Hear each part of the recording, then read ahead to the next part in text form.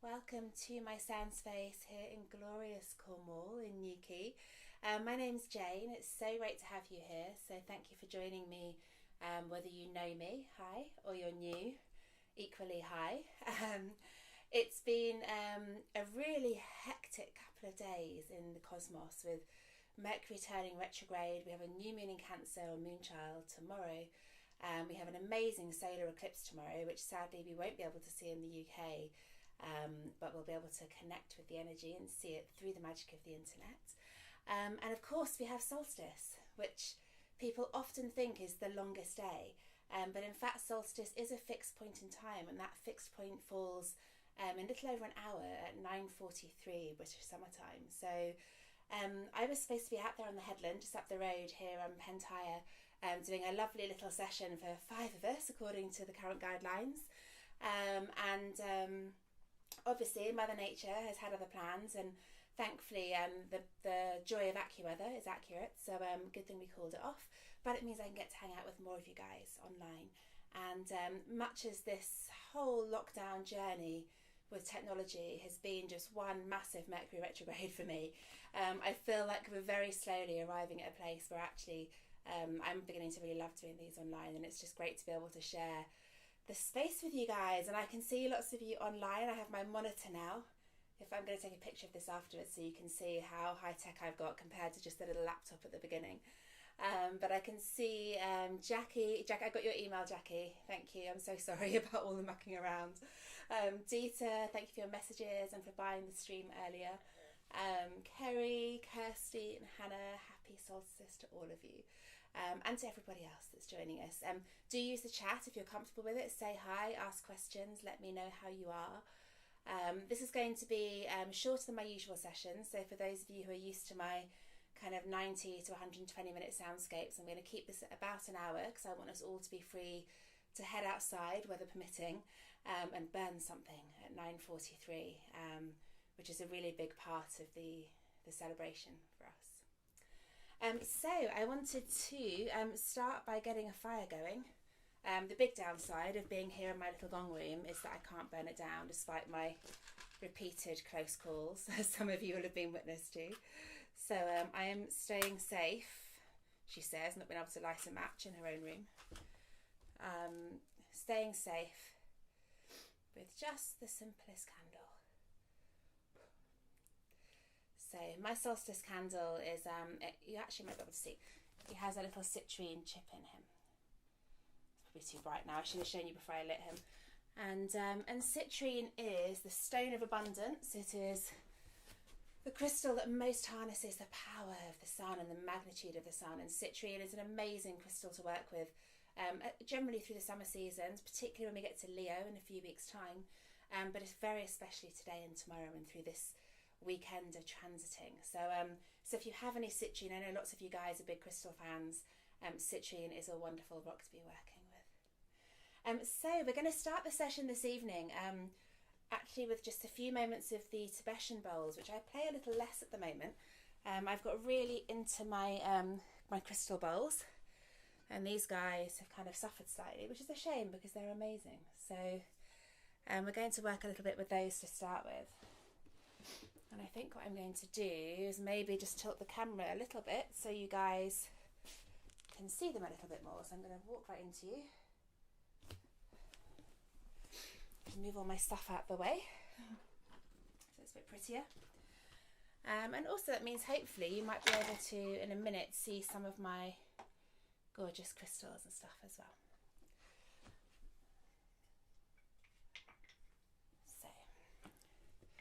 So as I'm sure lots of you guys are familiar with, as we begin to set our space, the first thing I like to do is to cleanse the space. I'm working with a mixture of white sage, which I use for basically everything. I bring mine back from California. I'm on my very last bit of my batch that I brought back in December, so I'm hoping my lovely colleagues over there will send me some soon. I'm also working with rosemary today, which is a beautiful herb to work with for cancer season particularly. Very clarifying, very antibacterial as well. And this is just stuff I picked from my garden actually. I've also got some dried lavender in here, but it's already kind of crumbled down so I can't show you.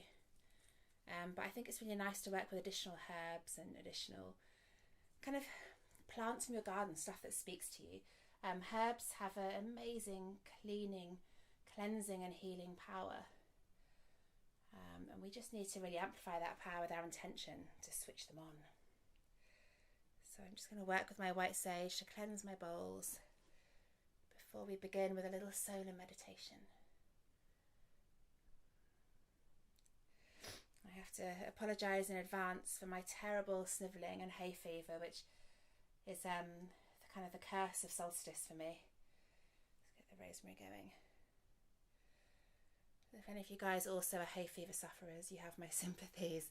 Although it's the most beautiful time of year, I can always feel the seasons as much as I know them through my work, just by how bad the hay fever is. And I'm fairly certain that on Monday it will begin just to tip over the edge and come down the other side, which is kind of interesting. So we cleanse with our herbs. And I'm going to get all of you guys, whether you're seated or lying down, to just let your eyes softly close, take a couple of deep breaths. Really start to feel yourself in your space, whatever you've created as your sacred space this evening, as your ritual space. Let yourself melt into the earth, feel held by the earth, and really feel warm. Really consider your temperature, your comfort levels. If you're not warm enough, grab a blanket. It's really great to do this at home. One of the huge benefits of doing these sessions online in general has been that everybody can have everything they need around them. You don't turn up at a studio realising you forgot your eye mask or didn't have the right oil. So get cosy. And as we start to consider the solar energy, which is what we work with most specifically on this solstice evening, I'd like you to take your attention to your Manipura chakra. That's your third chakra, a couple of inches above and behind the navel. Manipura is our solar plexus. It's our site of our courage, our seat of our motivation, our action. It's the chakra where the power comes from.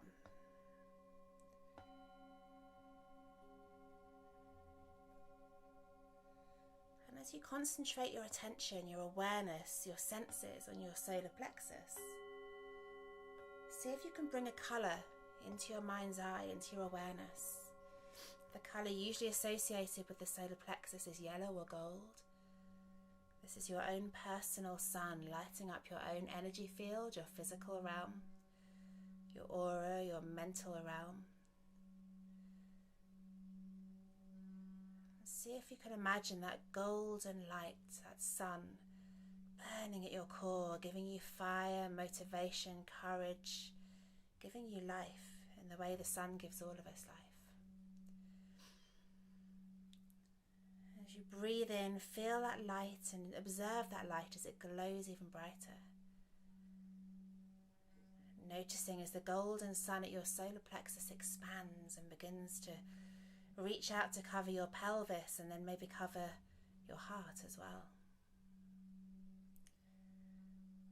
And then gently allowing that golden light to expand still further until it's covering your shoulders and your knees.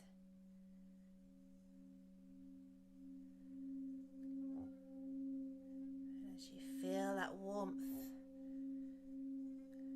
sinking like a veil through your skin, through your bones, glowing in your energy field. Feel at one with that golden sun, at one with its power, and now feel that golden light, that sun, as it expands up past Vishuddha, up past the third eye, and down towards your ankles till the light is covering nearly your whole body.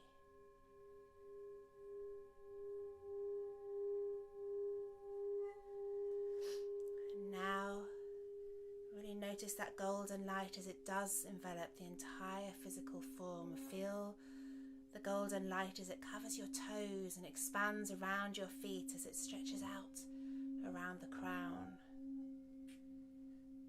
Notice your whole being warm and soften. And now, feeling that golden light, the power of the sun, holding you safe and warm and confident and strong. And have a look at the texture of the golden light emanating from your personal sun. Is it translucent? Is it opaque? Is it sparkly? Give your light a quality and then see if you can turn that quality into a veil.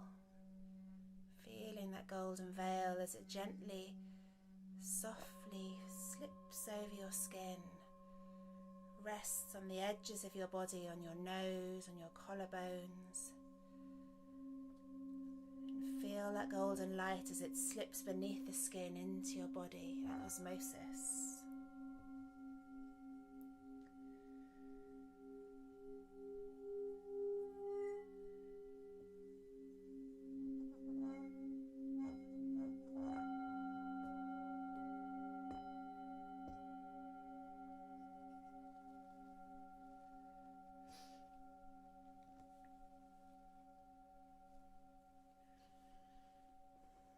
The sun gives us so much power, doesn't it? There's almost nothing as amazing to me as when you're just lying outside, whether it's on the headland or in the garden or on the beach or just walking, and you just have that sudden awareness of the sun just soothing, oozing across your skin and under the skin. There's nothing as good. So gently, maybe just opening and closing your fingers. Flex your hands, your toes, maybe rolling your shoulders up to your ears one at a time, waking your body back up again gently. And we'll talk briefly, just for a few moments before we get into the sound, about solstice, which, as I said, is not a day. It's not the longest day, though we often misassociate that.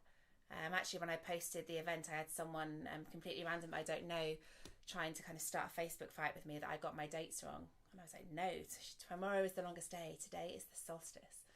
The solstice is a fixed point in time where the sun stands still, and solstice is the Latin for sun stands still, solstitium. And all that means is that the sun has reached its zenith, its furthest point from the celestial equator. So for the southern hemisphere, and the northern hemisphere, they're two polar points, but for both of us, the sun's at its furthest point from the celestial equator right now. And this zenith we call the solstice because it's really a stopping point. The sun pauses on his axis. And then every point up to this is lightness, and growth, and every point from this is now shifting again into darkness, and there's just this tiny moment of pause. Tiny moment. It's really exciting, actually. And I am in ancient tradition, in Wiccan tradition, the story goes that the Oak King is the ruler of the lands from the winter solstice to the summer. So the land is kind of becoming fertile, crops are seeded, crops are growing, the Oak King rules. And then from Midsummer's Day, the Oak King becomes embroiled in this kind of battle of wills with the Holly King. And by the end of the Midsummer's passing and the bonfires are put out and the Holly King has emerged victorious, and he rules until the winter solstice. As the holly begins to appear and the crops die down and the land becomes barren once again. And I love this idea that nature is symbolised by the two kings, the Oak King and the Holly King, kind of in this constant seesaw battle of wills. And the solstice, both summer and winter, is the kind of the battle point where the power tips again. I think that's really beautiful. So a little bit more about solstice. I'm going to sit back up again. For those of you that know me, I've got a really bad knee right now, and unfortunately, being all yogic, sitting on the floor, is incredibly hard for me. So I'm having to be a little bit unprofessional, leaning in and out of the camera. I really apologise for that when I've finally got my lighting right and I'm back on my little perch. So we are celebrating the sun, and the ancient celebration of solstice has always, for me, and you guys will have seen on my newsletter or in my kind of post this week, is so associated with Stonehenge for me and for many, many people. This is the first year I can really remember that I've not been at Stonehenge for solstice, so it's unusual to be sat here in my sound space with you guys, but very welcome today. When I posted my picture earlier, I remembered every year you forget how cold you get staying up all night at those stones. By the time the sun rises, you're absolutely freezing. The picture I posted, I'm wearing like my big winter coat and a massive scarf, and I've got that kind of really pinky coldness that your face gets when it's like ice. And I remember feeling so frozen. Every year the same, so frozen, and then the sun just pops up over the heel-stone, and everyone's cheering, and there's always people like having a hand fasting right down at the rock. Every time there's people getting married as the sun rises. It's amazing. And literally you almost start to feel your skin thaw after a night with all these, in a crowd, but still just in a crowd of stones. It's quite amazing. So Stonehenge, like many sacred sites, was created basically as a compass to the sun. And many of the stone circles in the UK and far beyond have that same purpose. The solstice is like the central point for the farmers, for agriculture, for ancient tribes to know when and where to plant, and when and where to start changing their kind of plans for the season, when to start harvesting, when to start passing things over. So it's a really important season historically in that sense. And one of my favourite solstice traditions, of which there's so many, is the solar wheel. And this used to be, apparently, the pagans say, ripped off of a local mill. But any wheel would do. They could make a wheel, pull it off a wagon, and the wheel would be set fire to. So it's kind of a big burning, glowing orb, and then pushed down a hill or pushed towards water. And it was really important it went into water, because the symbolism of this was the fire going into the water. This big, powerful, omnipresent superpower, like the sun, that gives us so much, can easily just be put out by being dunked in the river.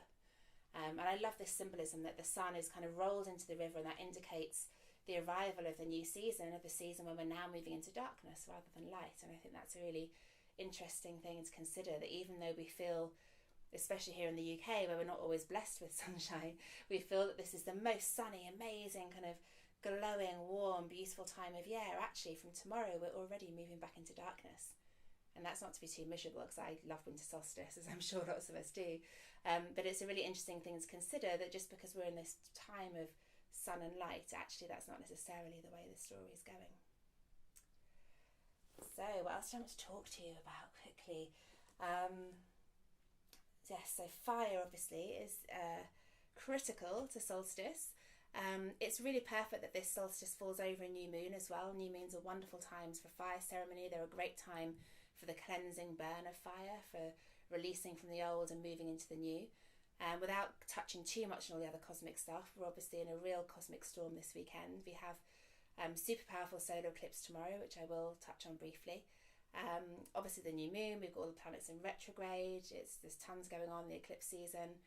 And the fire, I think, is really important to burn away all the stuff that's bringing up, to cleanse us, to prepare us for this second half of the year. And I think particularly when you look at 2020, I mean, what has been going on, it's completely, you can't even say insane, it's not, it's very rational, but society, humanity has been challenged and encouraged to ask questions of itself like never before. And most astrologers and empaths and intuitives, all of us are agreeing that really the vibe is about this being a collective change. This weekend is a real turning point for the collective, and of course it can be, you can see this through a universal, individual lens as well as a universal one. But it does feel like we're burning down everything we've created in order to make the changes that need to happen, which I think is really exciting. And I hope as many people as possible can get on board with this idea and make some big changes that will improve life for themselves and everyone they share the planet with. So a brief moment on the solar eclipse before we get into the sounds for you guys. The solar eclipse is an annular eclipse, which means it's the ring of fire, like the really cool one. I'm trying to remember when I last saw one in person. I was definitely not in England. I think I was in Thailand somewhere, but they're a really incredible thing to see. Sadly, we won't be seeing it in the UK, but anyone who, not that I think anyone here is listening from Central Africa or Southeast kind of Persia, Middle East, India, China, Northern Australia, I think we'll get a little bit of it. Those places will see it all, and our time it's going to be early tomorrow morning, beginning around sunrise actually, and then peaking at 7:30. So there's a really cool site where you can watch astronomical events live. So I will post it in this chat at the end, and if you guys like me are geeky enough that you'll be getting up for the sunrise and then to watch the solar eclipse on the internet, then I will see you there. One thing to say on the solar eclipse, it's the ring of fire is really symbolic, and the idea is, as we covered in that first roll meditation, the ring, the fire, is like the fuel, the fire. It's the power and the courage to progress. And this ring of fire in an eclipse is seen around the dark womb, the kind of the void at the centre, the shadow of the moon. I think it's about 99.4%. It's almost complete actually for this eclipse. The moon's like slightly closer to the earth than would normally be, so it's not full, but it's a dark void with this fire around it. And I love the idea that it's this dark void of the past, the old, the stuff we're trying to process, that now we can just move forward and use the fire to kind of power into it and push forward into a new phase. And that's so exciting. And the fire is literally the fuel that kind of lights the flames in this kind of pregnant womb and allows growth. So if you're watching the eclipse tomorrow, I think it's a great way to think about the eclipse and about everything it means for us. So without further ado, let's get into some sounds. I'm going to move my little throne stool out the way so that I can move around a little more. I'm just going to adjust the setting here really briefly, and I apologise again for leaning into you. It's extremely annoying, I know. And we'll begin. So we'll start back in meditation. If you're working with any cleansing objects, any sage, any Palo Santo, if you're starting to open your own personal space of Florida water, anything like that, now's a good time. If you haven't already lit a candle or got some flame in your space, anything will do. You know, fire is so important to these rituals and these seasons. The sun is all about the element of fire, and it's really important that we're connecting with that and finding a way to bring that into our ritual. As I mentioned, and I just moved closer to the camera so I can show you, if you are working with crystals, then a gorgeous piece of citrine like this. I have a few which I love, and these are the ultimate sunstone. Other crystals that work really beautifully for this season are carnelians and red jaspers. Anything really, you get the picture with crystal work. As with energy medicine, colour's really important. You know, the colours of the chakras, the colours of crystals really correspond to the energy we're working with. So I've got carnelian and jasper. I've also got a really nice little strawberry quartz point here, and that's not something I use a lot of, but it just feels, you know, this carries the generic healing properties of the Master Healer clear quartz and just kind of puts them through a sun filter. So that's a really nice one to use as well. So if you are working with any kind of meditation crystal, now's a good time to take it in your palm, let your eyes softly close. Make sure you've got your headphones on. I really advise headphones for the sound if at all possible. It really does make a big difference with the broadcast, with how I'm streaming for you. If you don't have headphones, don't worry too much, don't log off. You may just hear kind of things bouncing around a little bit more, but don't worry too much. Know that you're in a safe place, that we're all held here safe together. And this space is your space for journeying, for your own experience, for exploring your inner landscape, for exploring your intentions. It's a really great time to think about what this solar season means for you. Where were you this time last year? Where do you want to be this time next year? This weekend has a huge energy of beginnings around it, a big energy of paradigm shifts. So it's a perfect time to embrace the opportunity for a new start. Taking a deep breath deep into the base of the belly. Feel your body fill and lift, exhaling through the lips. Breathing in, feeling held and safe in your space, feeling held by your own energy, by that of the group. There's 32 people here, 32 energy fields connected through space and time. As you breathe in, call your intention to mind. If you've been journaling today, as I know many of you have, perhaps it's already here. If you're not sure about an intention, maybe have a quick scan of your subconscious for anything to do with new beginnings, anything you might need to apply courage or light or power to. Think about the properties of the sun. What do they have to offer you at this time? What do you have to exchange in return?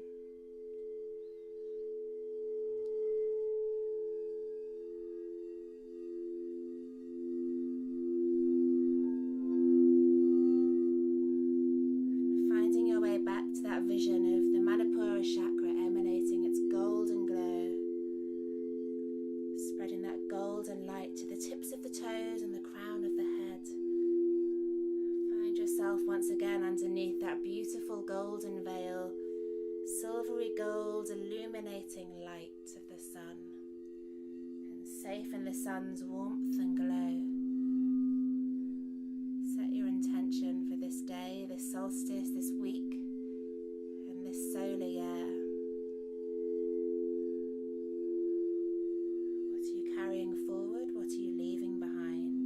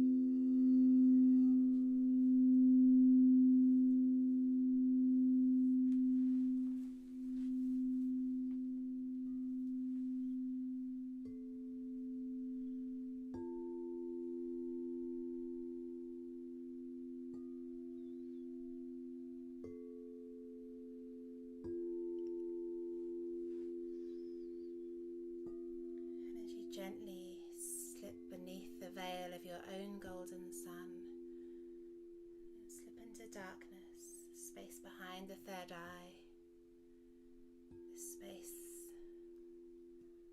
where you are, where the soul is, beyond the physical body. Staying there gently, finding stillness in your sound journey this evening. Yourself in the darkness as if the darkness just before the sunrise, just before a new beginning.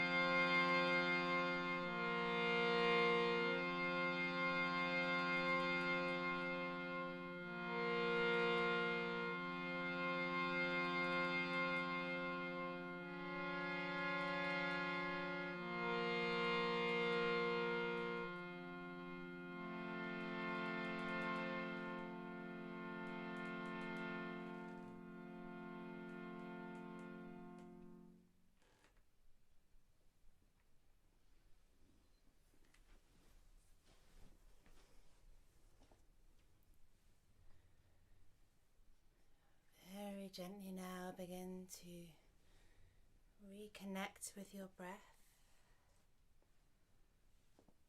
And notice as your body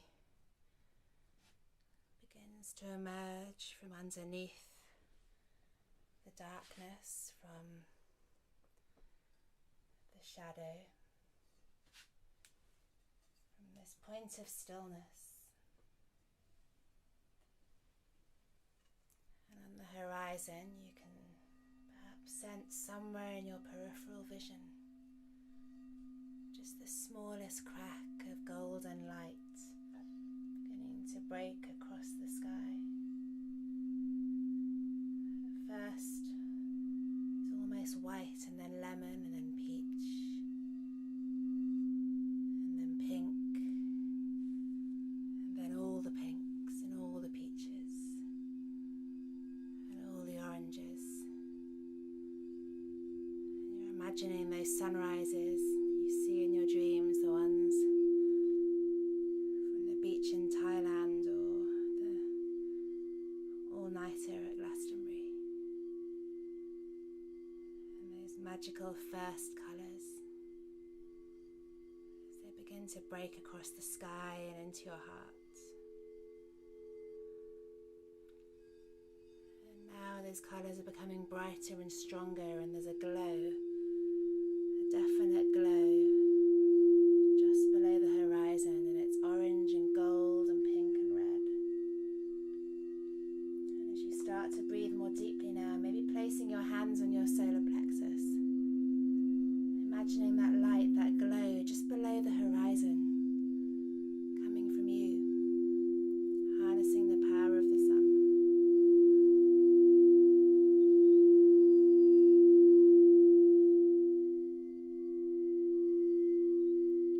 And now that orange is becoming brighter and brighter and brighter, until the first tiny glow, like someone flicked a switch, breaks the skyline. And there it is, the sun in all his glory. Just a tiny fleck at first, but it grows so fast.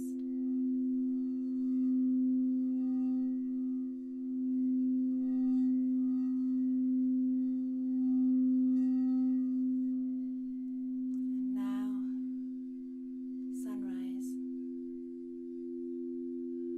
All the colours. And with the rising sun comes your intention rising strong, powered by your own inner sun, your own intuition, your intention. A total clarity of mind that you know where you're going and how you're going to get there.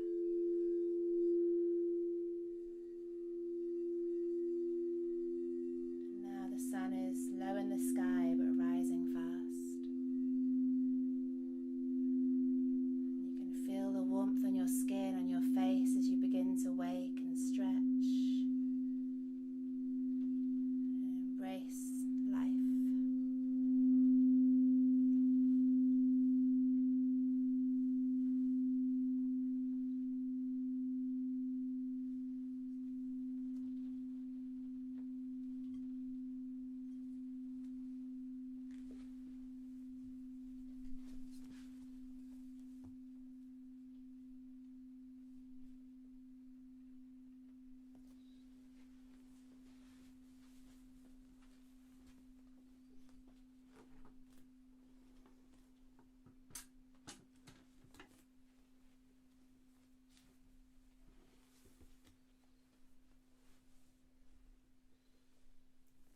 Here we are, back together, back in our space, back from our journey.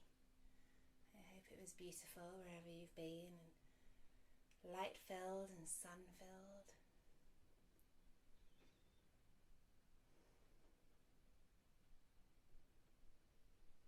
Just going gently at first, maybe if you haven't already opened your eyes, just taking a moment to rub the hands together, pick up any loose energy. Place your hands over your eyes and open your eyes into the darkness before letting the light back in.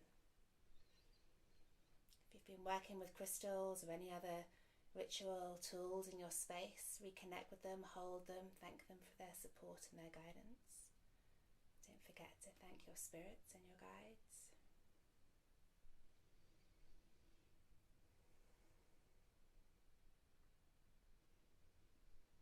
And here we are back in this space. Thank you guys for your energy and your sharing and your journey. Normally at this point I would close the circle by blowing out our candles in unison, but despite the fact I can hear rain on the windows, that's not going to happen tonight. You could do one of two things. If you've written intentions, or if you've got a kind of a solstice list, some affirmations, mantras, or just journal notes or something that you're ready to release. I always take mine in one of my singing bowls. I like this lovely big singing bowl. And read through my intention or whatever it is I'm letting go of or sending out to the gods one more time, place it in the bowl, and then I'll use my ritual candle from the ceremony to set the fire and take this to the garden and let it burn out, usually while I stomp around and play the drum. If it's pouring with rain and you don't want to do that, you can save it for later. Or you can do what I do, which is not terribly health and safety first, but I'm going to let this candle burn. And I started a new candle tonight especially, knowing that it's going to burn through the night, and then I'll blow it out at sunrise at a few minutes past 5 tomorrow morning on the longest day. So thank you guys all so much for your attention, your intention, your energy. It's always so great to share space with you all. It's lovely to see so many familiar faces, and thank you for joining this really impromptu last minute session. It was, I think some of you I know, Hannah, a couple of you guys that were going to come out to the headland tonight. It was just really great to be able to do something even though the weather's not on our side. So thank you all for being here, for sharing. It is 9:36 on my watch, so we've run for exactly an hour, and the official solstice is at 9:43, so either sit still, take a few moments, use the time between now and then, the 9 minutes, to journal, to gather yourself, to just think what intentions you want to send out into the world on this solstice. It's such a magical time, you know, from ancient cultures and civilizations have marked this time in so many different ways, and we touched on a few of them, but fire's a biggie. And it's a really auspicious time. It's the traditional time of the year for hand fasting, for fertility. It's a wonderful time for union, for growth, for evolution as more than one, as a collective, and I think that's something I'm really holding on to right now. So I wish you all a beautiful solstice, a beautiful midsummer's night and day. Tomorrow is the new moon in Cancer. The new moon is early, it's 7:42 in the morning, concurrent with the solar eclipse. So do use this evening's intentions and ceremony to tap into that new moon energy as well. If you're interested in hearing more about that, I broadcast a full soundscape last night, which also includes all the crystals and tarot and oils and a few more ritual tools around the new moon specifically, and the energy that's prevailing around the lunar and astrological patterns right now.